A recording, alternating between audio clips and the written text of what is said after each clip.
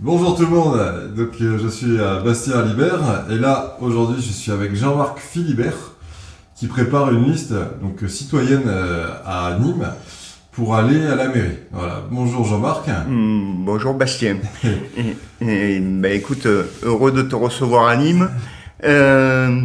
Comme tu as dit, nous sommes en train de constituer une liste donc de 62 noms pour prendre le bastion de droite ancestrale à Nîmes. Donc c'est pas une chose facile, 62 noms, 62 personnalités différentes venues de tout horizon, avec un peu d'expérience et d'autres moins d'expérience dans la vie politique et du parcours politique qu'il faut accomplir pour prendre une ville.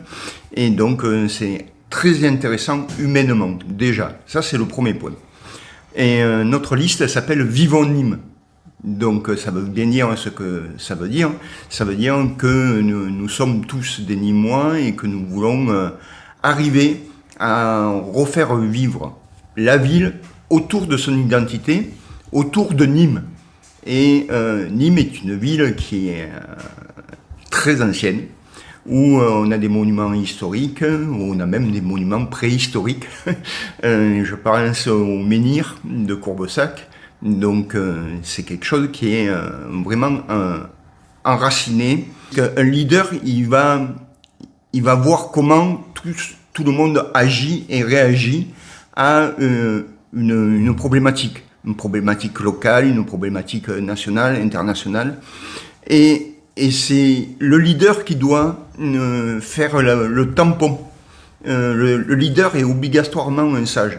Si c'est lui qui mène les débats et qui met en place toutes les solutions, on n'aura pas de société, parce que on n'aura que des suiveurs.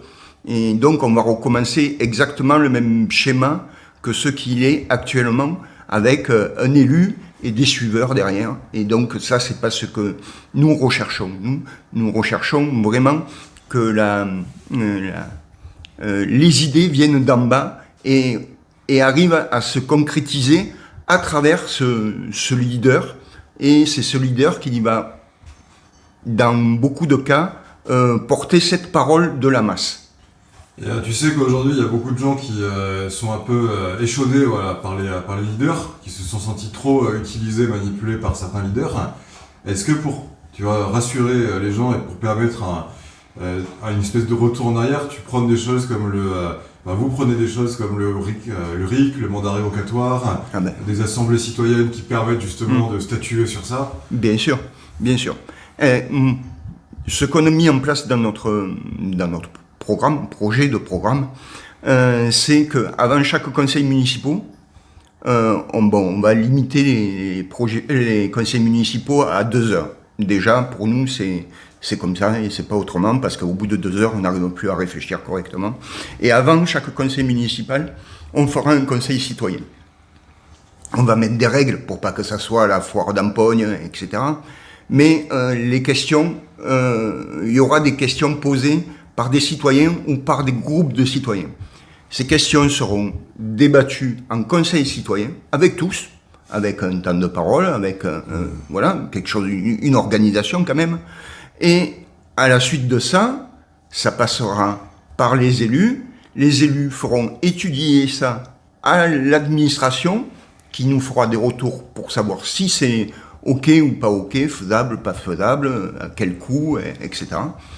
Ça repassera directement, il n'y aura pas la navette par le conseil municipal, mais ça repassera directement par le conseil citoyen. Et une fois que le projet sera validé par les citoyens, ça passera en conseil municipal pour être validé et pour que les travaux puissent commencer, ou la chose publique puisse commencer, puisqu'il y a besoin de validité par des responsables quand même. Et voilà, on va prendre le cas où les responsables trahissent en quelque sorte, où les personnes trahissent leur engagement. Comment fait la population pour donc destituer, pour arriver à quelque chose de nouveau? Alors, nous, ce qu'on va faire, c'est premièrement signer une charte de transparence, et deuxièmement, chaque élu, même le chef de file, même le leader, aura écrit une lettre de démission. Auparavant, je démissionne parce que j'ai trahi la confiance de la population. Voilà. Et ça sera gardé, ça sera mis en place et ça sera peut-être, on ne sait pas qui le gardera pour pouvoir le sortir, mais ça sera mis en place et ça sera tenu par une structure, quoi. Et est-ce que tu as des conseils concernant les médias? Tu vois, il y a beaucoup de listes citoyennes qui affrontent donc l'épreuve médiatique, et on sait qu'il y a beaucoup de médias qui ont du mal à parler un peu de ces listes citoyennes, tu vois, de ces candidats qui émergent. Alors, est-ce que tu as des conseils à donner aux gens qui voudraient monter des listes, à ceux qui vont y passer? Oui, j'ai des conseils, mais les médias sont peu ou prou subventionnés par l'argent public. On le sait tous, du national au local, ça fonctionne comme ça. Donc ils ont cette crainte que des citoyens arrivent et qui bouleversent toute la donne et qui fassent perdre leur travail de médias et qui créent eux-mêmes leurs médias, que les citoyens créent eux-mêmes leurs propres médias, un peu ce qu'on fait aujourd'hui. Et donc c'est cette crainte-là qu'il a. Donc il faut les rassurer. Il faut aller discuter avec eux pour leur dire, mais voilà, nous on ne va pas mettre un grand coup de pied dans la fourmilière, on va changer la structure de notre société, on va la faire fonctionner différemment, plus démocratiquement, plus en adéquation toujours avec les lois, mais les lois, on peut les changer également, avec des législatives, et là aussi, il faudra qu'on se réunisse tous pour monter quelque chose de cohérent au niveau des législatives. Donc, mais je reviens sur les médias, et je pense qu'il faut tout d'abord les rassurer et leur dire, voilà, vous devez nous connaître, on doit vous connaître, on a un échange à faire. Cet échange-là, il n'est pas destructif, il est constructif. Il n'est pas révolutionnaire, et on ne veut pas le révolutionner, on veut faire une évolution de vos médias et pour que tout le monde puisse s'exprimer. Vous êtes payé par de l'argent public, par des impôts, soyez-en conscients et on pourra travailler ensemble. Tu sais que pour être élu, il faut que les gens votent. Et qu'aujourd'hui, il y a beaucoup de gens qui ne votent pas, je crois que c'est 67% d'abstention à Nîmes. Oui. Qu'est-ce que tu as à dire aux abstentionnistes? Qu'il ne faut pas... Tu me prends un peu à dépourvu, mais je cherche une phrase clé. Je pense que du silence, ils doivent passer à la parole. Et la parole, c'est une voix, c'est des ondes, mais c'est aussi un bulletin de vote. Et ils doivent s'exprimer. Ils sont aujourd'hui dans ce mutisme parce qu'ils ont l'impression, et ils subissent, ils n'ont pas que l'impression, ils subissent une société et ils doivent prendre la parole pour pouvoir changer la société et pour pouvoir la faire leur. C'est eux qui vivent. Une institution, ça vit à travers des hommes. Un mouvement politique, ça vit à travers des hommes. Donc c'est ça qu'il faut qu'ils fassent, c'est qu'ils prennent la parole, c'est qu'ils commencent à s'exprimer. On ne sait pas tous s'exprimer. Moi, j'ai des difficultés parfois à m'exprimer parce que je réfléchis différemment ou plus vite que ce que ma langue parle. Et donc, il ne faut pas avoir peur. On est des humains, on a le droit de se tromper, on a le droit de faire des erreurs, on a le droit de tout, mais que ces erreurs nous construisent. C'est ça l'évolution de la société, c'est ça l'évolution de l'homme. C'est ça l'évolution de l'homme. Et pour que cette, on va dire, évolution se fasse, quels sont un petit peu les ingrédients, on va dire, tu vois? Le premier ingrédient, c'est l'amour. C'est l'amour de l'autre. On ne peut pas construire une société sans amour, sans respect, sans amitié, la liste qui est en train de se construire à Nîmes, j'avais un petit noyau dur autour de moi, mais 90% de la liste ne se connaissaient pas. Ils ont commencé à s'observer, ils ont commencé à se tester les uns les autres. Ils ont trouvé des liens qu'ils avaient et ils forment société maintenant. C'est ça qui est l'ingrédient majeur dans une société. C'est le respect, l'amour, l'amitié, la tolérance. Ce sont ces valeurs-là que nous devons arriver à développer. On n'a pas de... la compétition est quelque chose qui est pour moi exclu dans une société. On doit être dans une coopération parce que, comme je disais tout à l'heure, on est tous différents et c'est cette richesse de différence qui fait société encore. Ok. Et je sais que tu es en lien avec beaucoup d'autres personnes qui travaillent aux assemblées citoyennes, aux listes citoyennes en France. Est-ce que tu pourrais donner un peu ton ressenti par rapport à toute cette vague, ce mouvement citoyen qui est en train d'émerger en France? C'est très bien.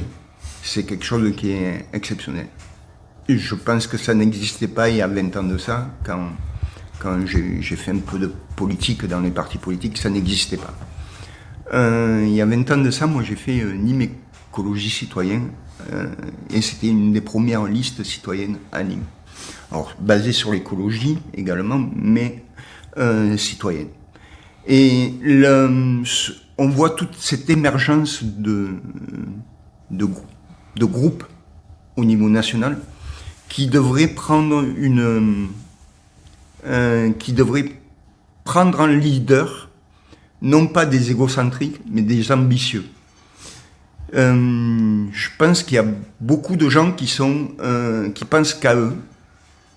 Alors, beaucoup. Il y a des gens qui pensent qu'à eux et qui veulent attirer les autres vers eux.